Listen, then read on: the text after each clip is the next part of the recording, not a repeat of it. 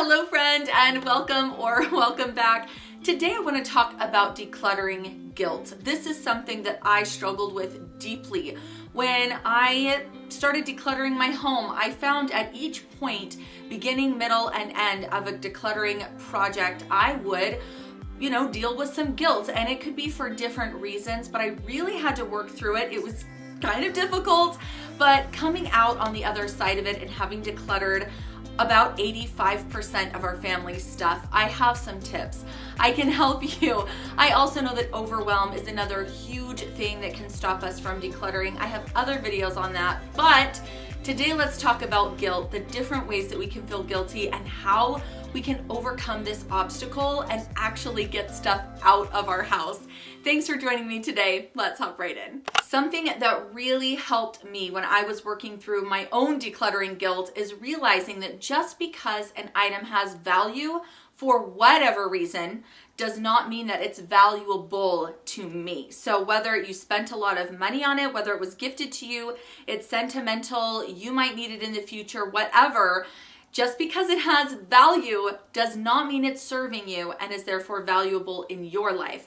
So if you can realize this, it helps so much, just that one little mental shift. It's okay to declutter things that have value. In fact, if you're going about a decluttering project, whether it's a room or your entire house, you will, I promise, you'll be getting rid of things that have value, but that does not mean they're valuable to you. So when it comes to items that you've spent money on, just remember that keeping the item does not give you your money back.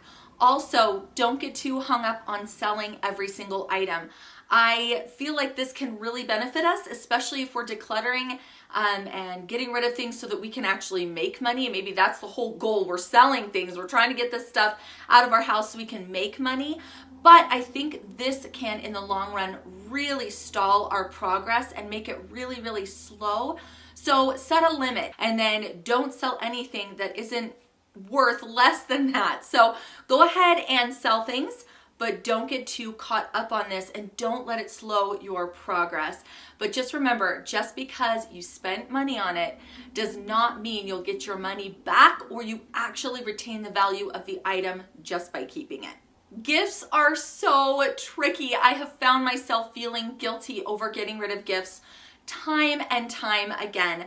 But I think a really important thing to remember is the person who gifted you that item didn't give it to you with the intention of weighing you down with clutter or making you feel guilty. So just remember that. I think that's a really good place to start. But if you are worried about the person asking you about the item or wondering where it is or wondering if you've enjoyed it or any of that, one thought is to take a picture of you using or wearing the item and send it to them with another thank you. Thank you so much again for this darling scarf, whatever. I whipped up my cookies in the beautiful mixing bowl you gave me today.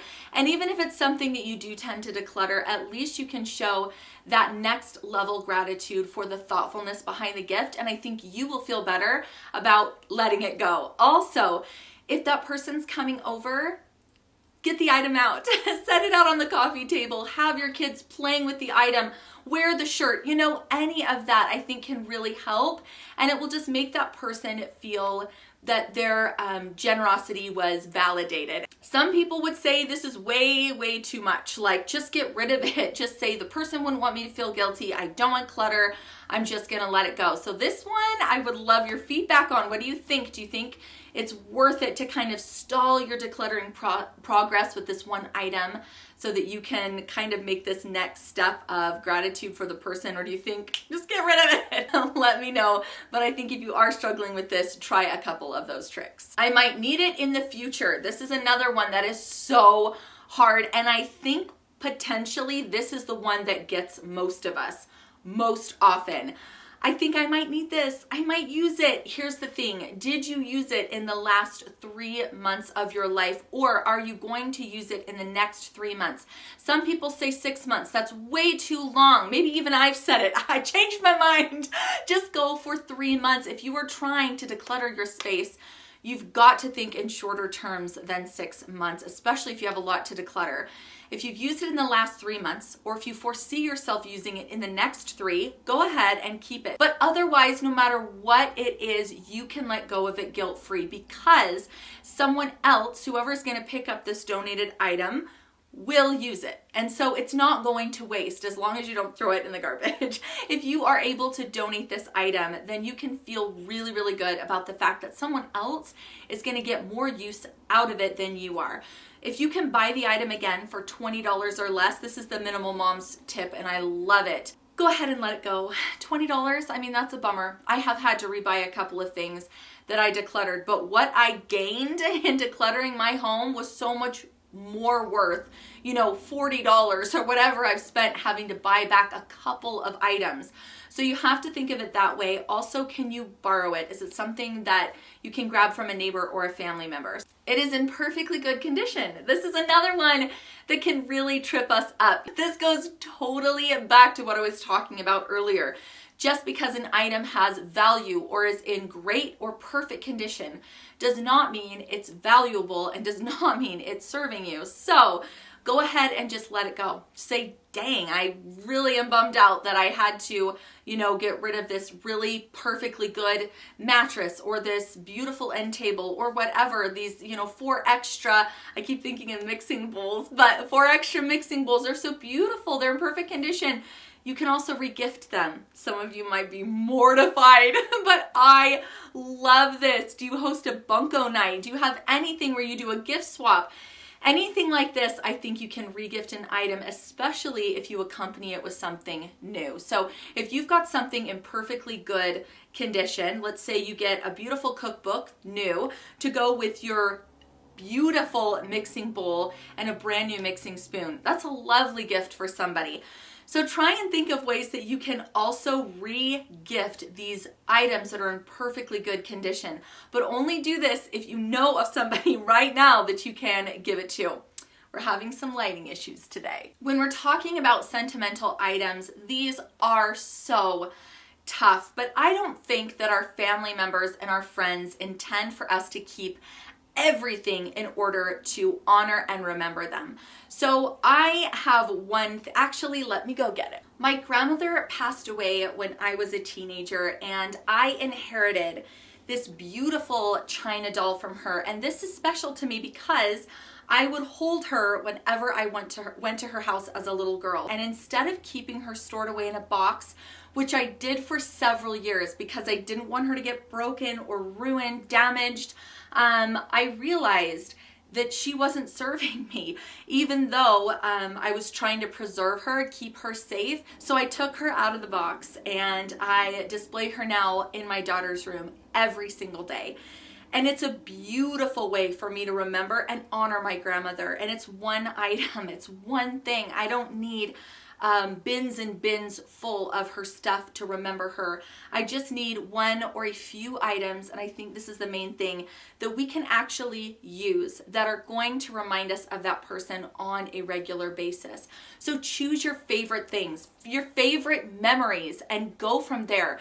This was my favorite memory, and I was fortunate enough to get her after my grandmother passed, but it reminds me of her so much. So choose your favorite memories, and the items associated with those memories, those are the things that you keep. And even if it's nothing to do with anyone else, but maybe even your own childhood that you're very sentimental about, go ahead and just keep the things that really represent your childhood best and put them in a binder, display them somehow. I think the main thing behind this is if it's sentimental for whatever reason, you want to get these things out and you want to use them, and you don't have to keep everything. I think that's the thing we get kind of caught up on, that we're somehow throwing away our childhood if we get rid of, these old school papers. No, you don't need to keep them. Keep 1 or 2, and then the rest you can let go of.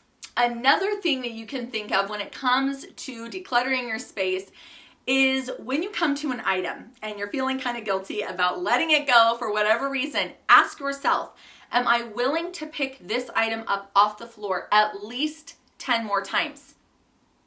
10. This has helped me declutter so much, especially now that I'm in the maintenance part of my decluttering journey. Do I want to pick this up 10 more times?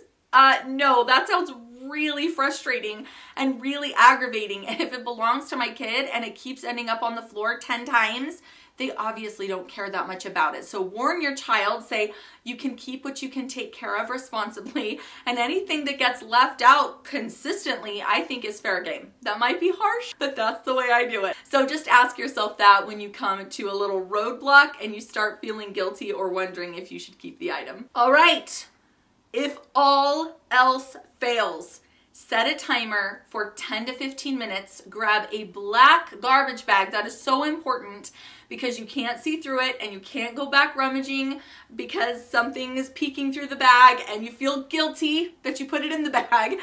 Set the timer and just go through and start putting stuff in. Things that are broken, things you haven't used in 3 months or more, things you're tired of picking up off the floor, things that are just adding aggravation, things you forgot you had, things that are in the back of the cupboard, whatever, they could be garbage, throw it in the bag, put the bag in your car, and that's the end of it. Try not to think about that bag of stuff again.